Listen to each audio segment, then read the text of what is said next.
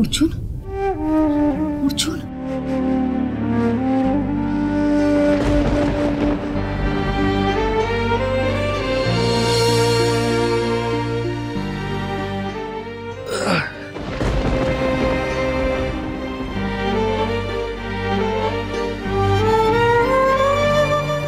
চল।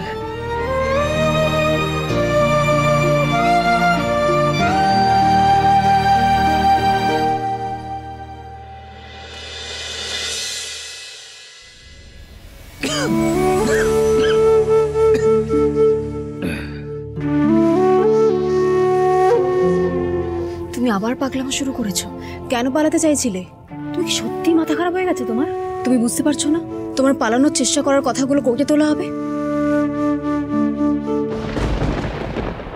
নিজেকে আর কত দোষী বানাবে তুমি? আমি নিজের কথা ভাবি না মঞ্জু, নিজের কথা ভাবছিও না। তাহলে কার কথা ভাবো? কেন পালাতে চাইছিলে?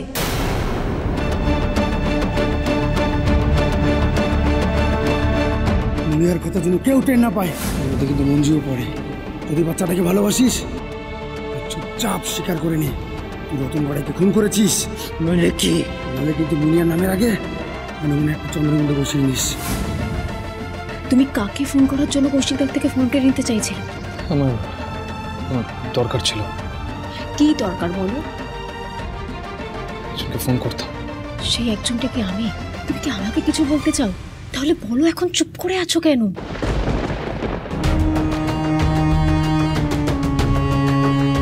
মঞ্জু, আমি তোকে চাইলেও বলতে পারবো না।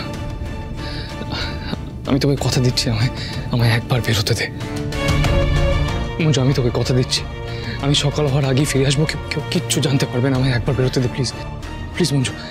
আচ্ছা, তোর কাছে তো আমার স্বীকারোক্তিটা আছে, তাই না? আমাকে একবার বেরোতে দে।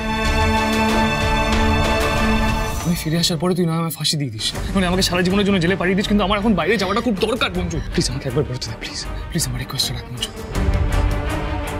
সত্যি করে বলো তো, কি লুকোতে চাইছো? বউ দিয়ে লুকোতে চাইছিল, ভয়ের চোখে থানায় এসে বলতে পারছে না। তোমারও কি টেনশন করার কারণটা সেটাই? সেই জন্যই কি তুমি এখন বেরোতে চাইছো? সবটা জানিস তুই? জানি। বৌদির কাছ থেকে এই ভিডিওটা পেয়েছি, এই দেখো।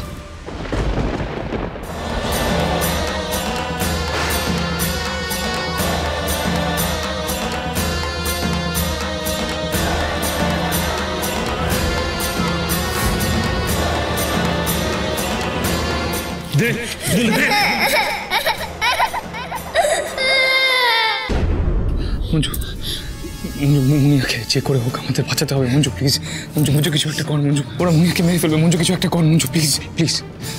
সব হবে, কিন্তু তার আগে আমার কিছু সন্দেহ তোমাকে ক্লিয়ার করতে হবে। তুমি উত্তর দিতে রাজি?